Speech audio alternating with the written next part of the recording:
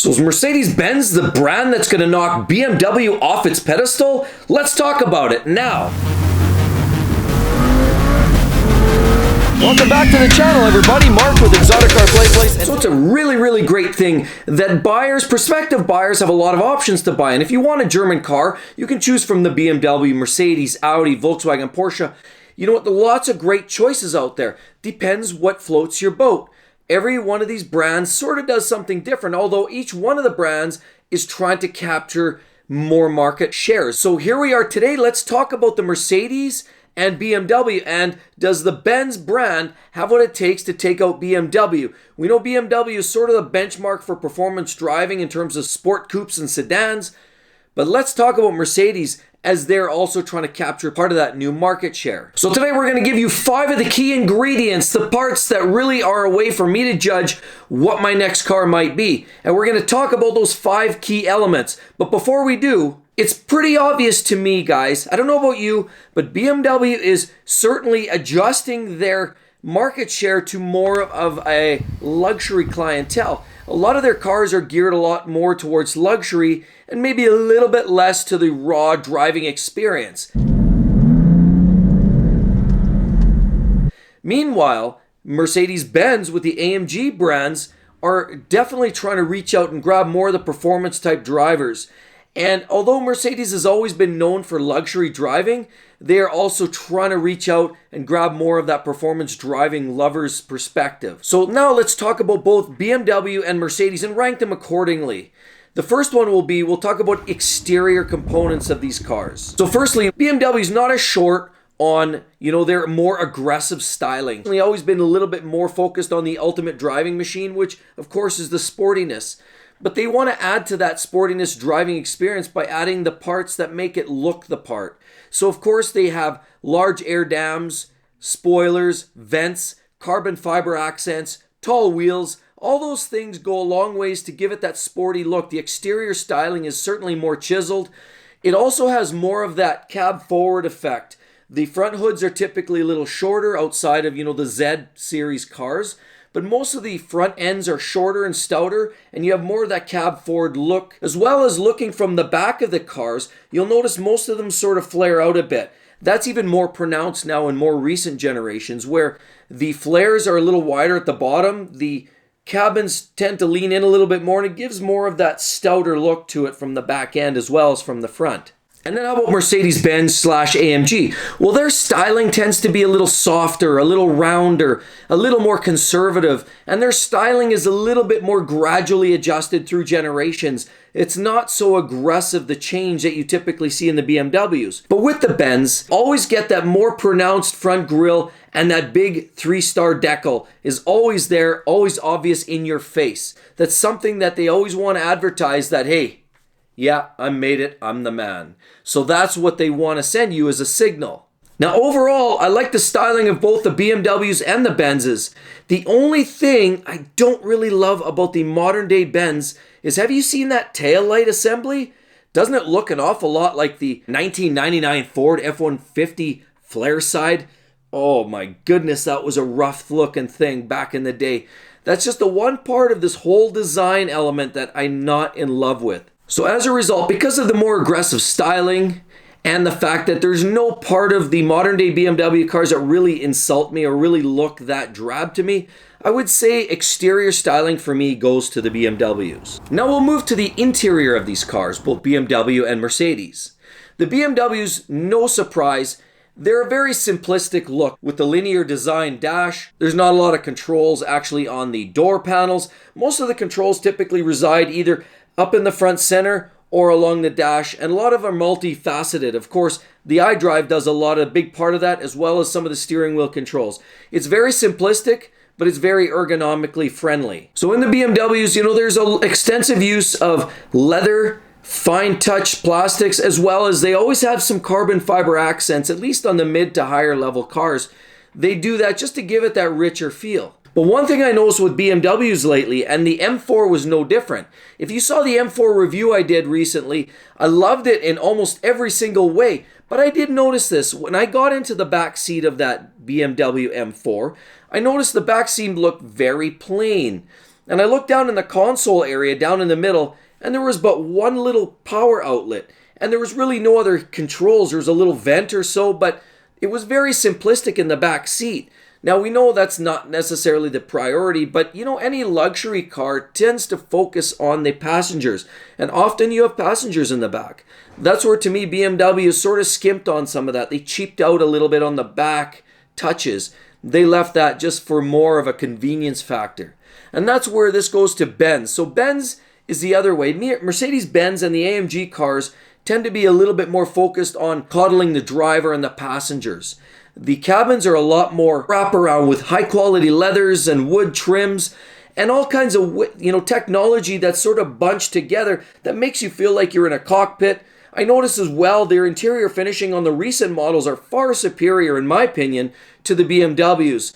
I love the finishing of the accent lighting that they're utilizing, some of the new cars and some of the new tech that they're using on the digital displays. Benz has far knocked it out of the park. They're far superior to the BMWs in terms of the interior finishing. Like I said, they hug you more, nicer technology, a cushier feel overall. It definitely feels more luxurious than the BMWs. And so hands down, without question, goes to the Benz for the interior finishing. And so the third function of what we talk about comparing these two goes to performance. Now, BMW gets that name and that reputation, the ultimate driving machine, for a reason. Because they've always focused on the driver's experience.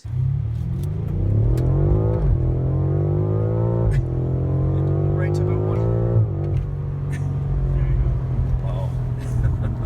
Very, very quick. But really, that really is the only focus there in my mind are the M cars, the M2s, M3s, M4s, M5s, and so on. Even the X5M has a little bit of an edginess and power to it. So those cars are really where the performance lies. What if you buy a base 320? Does that have performance written all over it? I think not. I've driven those cars. Yeah, they're tight and they handle nice, but they've got standard brakes and the power is nothing to write home about. So in terms of the ultimate driving machine, that's your price point car. They have the cheap cars that don't perform like the ultimate driving machine. Now on the other side, we talk about Mercedes. And this is where, in my mind, Mercedes has really stepped it up. Now they're using a lot of big twin turbo or bi-turbo engines, V8s, V12 engines, 6-liter V12s in the S-Class, for example, in the S65. But you know what? A lot of those cars, that huge torque is very exciting to drive. Very exciting. I gotta tell you, a lot of the AMG cars are almost, well, I shouldn't even say almost. As a matter of fact, they're almost all far more exciting to drive, especially in a straight line. When you can lay the rubber down, to me, that's a very exciting car to drive. Sure, it's nice to have that high revving car that screams to 8,500 RPM, but you know what? When you got a torque monster that revs up to 7 grand but can lay down 2 black tar strips down the road, what's not to like about that? Plus, the Benzes sound deadly. Some of these V8s or these twin turbo cars now, of course the AMGs, these things are awesome cars to drive. And they sound phenomenal. So to be honest, in terms of the driving experience and the overall performance, but I'd say it's going to go to the Benz for me today. So the fourth thing that we're going to talk about is quality. Now we're going to talk about reliability per se. We're not going to get into that discussion today. However, quality is a big factor. Their perceived quality. And the perceived quality of both these cars is in question. The reason I say that is BMW, although there's certainly a lot of nice factors there, it's, the doors close nice, the cars are nice to drive, they sound good, they perform well, but there's always been a question of the use of extensive amount of plastics in the engine compartment with BMWs. There's no secret that there's issues with plastic thermostats, plastic valve covers and the weak gaskets, plastic water pumps, lots of plastic parts, even the plastic gears in, say, like the S85 engines or the S65 engines in the throttle actuators that let go and spit out a code. Lots of plastics in parts, sometimes that are key components, where they'll have a limited lifespan. They have a limited number of operations. And BMW still continues to use the plastic parts where I believe they shouldn't be using in a lot of cases. To me, that's a question of integrity as well as a question of engineering, design, and construction. Why are we cutting corners, guys, in terms of, the BMWs fit in some of these areas, key areas, I might add. as well as they like to use plastic. They use all those little plug-in push-in grommets that pop out every once in a while. I was washing the X5 the other day, and another one of those plastic grommets popped off from somewhere underneath. I have no idea where it belongs, but it fell off the bottom of the car. I mean, it's just not awe-inspiring. Now, on the other side, we'll talk about Benz and the quality there. Now, I would say, for the most part, Benz looks like the recent generations are far improving, and I would say that the quality, at least perceived quality, looks a lot better in the modern Benzes than they do in the BMWs. That being said, I'll be honest, I had one of those awesome 2002 generational ML500s that came from Alabama, built in the US of A, and honestly, it was one of the worst vehicles known to Mercedes back in the day. Sure, it had a wonderful 5-liter V8, that punched out a great amount of power. It was a very torquey engine and was fun to drive. But the thing rusted like it was going out of style, I'm telling you. Every time I parked it, there was newfound rust bubbles popping up somewhere. It was horrifying. I thought I had to get rid of this piece of junk because it was going to rust away on me. As well as everything plastic failed on it. The AC went, window controls, a couple key ingredients that failed on me. The actual sunroof popped off of its rail. Oh, that was brutal. I struggled to get that thing closed and never used it again. As well as other parts inside. The ashtray at the front, the ashtray at the back. Have you ever seen the ashtray in the rear seat compartment for the rear passengers? It's made of this real convoluted, really trinkety-dinkety little plastic that sort of pops out and does this weird jig as you're opening it. Well, I'll tell you, that thing was junk. And it broke apart, and I could never get it back together properly. I'd get it back together, pieced together, and then, after a month or two, a couple uses again, and it would pop apart again. Honestly, Mercedes struggled with a lot of quality control issues, particularly in those generations of the MLs. And I know the MLs were improved over generations, but I've got friends who have newer ones that started to prematurely rust as well. So I can't help but question whether the quality control isn't entirely sorted out yet. I guess time will tell in the newer generational vehicles. But what I experienced personally wasn't all that exciting. It wasn't a great vehicle. The ML was a horrible machine and almost made me it really turned me off from Mercedes for quite some time. So I'd like to take another look at the new generation stuff, but we'll see.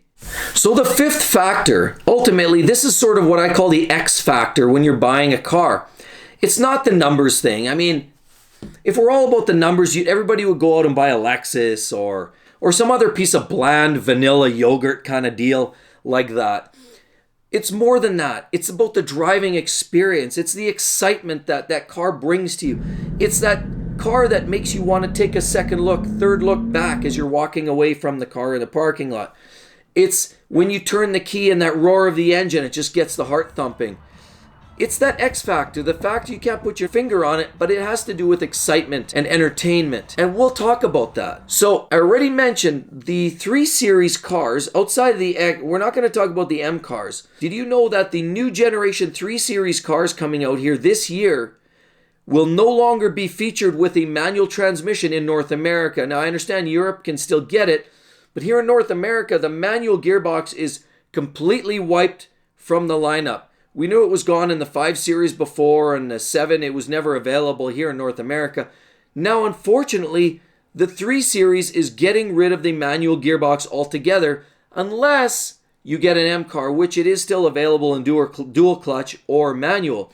However, that's very disheartening. As an ultimate driving machine, I find that, you guys are, BMW's essentially insulted me by the term, using that term ultimate driving machine. Because as an ultimate driver, I truly believe I'm an enthusiast through and through. And if I can't get a manual gearbox, to me that just takes a piece off my hide and I can never get that back. Honestly, I love the option of driving a manual. Yeah, the dual clutches are great, but even the standard 3 Series, you can't. They're automatic transmission. So a liquid wet torque converter type tranny. You can't even get a DCT. You can't even get a manual. Where is the 3 Series going, guys? Very disappointing for a true enthusiast like myself. So honestly, some of that X factor is leaving in my mind from BMW. I mean, the M cars are still great, but as I said before, all the standard lineup cars are losing their touch of the ultimate driving machine. And honestly, that's sort of moving me a little bit away from the brand in that sense. Now, that being said, if you want to buy the M car, you've got the M2, which is an agile little hot rod. That is a very exciting machine. As well as the M3 and M4, of course, the GTS, which is really next level, track ready machine in terms of, the M4 chassis design. They stripped everything out, gutted it, put a roll cage, adjustable suspension, up the power with liquid water injection. It is really a hot rod. It is truly a track machine ready to go. So those cars really do light the fire yet. So that's what I'm saying. I mean, the M cars still do it for me. And as long as they have the M cars on the roster, BMW still has a special place for me. Well, now another one. Regarding Mercedes-Benz, we know that they're more the luxury brand, of course. We talked about the manual gearbox in the BMWs, and that's why I drove BMWs for years, was because you could get a manual. And because every other brand was sort of phasing manuals out, it always kind of left me going for the BMWs. Well, guess what? Mercedes in 2011 finally got rid of all available manuals as well in North America. And that was for some of their smaller cars too, their little sportier cars that they were still offering a manual in are finally gone in 2011. Special order maybe just slightly beyond that, but essentially the manual gearbox is gone completely from the Benz brand. That's also equally disappointing. What's not disappointing though are the torque machines that we already described by AMG. One really exciting car that AMG produces in my mind is the S-Class S65 AMG, the monstrous power plant that produces 621 horsepower and 740 pound-feet of torque. That is a tire shredder if I've ever seen one, guys. How about any of the variations of the AMG GT cars? I love that look. Of course, that's a total long hood look. It's an entirely different design, and of course, it's a bit of an acquired taste, but it's very exotic in my mind in a lot of senses. And I love that AMG GT series of cars, as well as the S-Class. So Benz has some really exciting powertrains with those big twin-turbo V12 engines that just really excite you. The growl, the noise, the torque that these cars literally destroy everything else out there. Excitement doesn't even begin to explain the whole situation. And so, excitement factor, I would say as a general brand, Benz wins this one for me. Benz wins this one. And so even though BMW has some really great sporty cars, as Benz is starting to push some of those sporty cars out as well, that becomes a very difficult discussion. The fact that BMW is getting away from the manual transmission outside of everything but the M cars, and the fact that AMG and Benz are producing more powerful cars with twin turbos in them is creating more of a desire to drive the Benzes again. So for me, overall, the excitement factor, I think edges just a little bit to the Benz for me, guys. Mercedes wins it for me this time around as well. Now, so which is the ultimate winner for you guys? What's the ultimate winner for me in terms of which car would I pick? Which car do you think wins this overall competition of superior machine? Mercedes-Benz, AMG of course, or the BMWs? Well, everybody, I'm going to summarize this and say, even though it was a very, very close race, I'm going to give this one to the BMW again. Sorry, I know I'm not being a fanboy. This is not about being the fanboy. The key ingredient here is the fact that the sportiness, the nimbleness of a lot of the drivetrains, the cars, the M2s, the M3s, M4s, are a little bit more agile and performance-oriented. And right now, at this stage in my life, I'm looking more for that performance car, the car with the edginess, versus the straight outright performance. But the short time that I've spent in some modern Mercedes, for now, I'm going to go with the BMW because I know what it brings to the table. I know what to expect. And I know the drives that I've witnessed and experienced in the BMWs have been a little bit more, how we say, engaging than the Mercedes.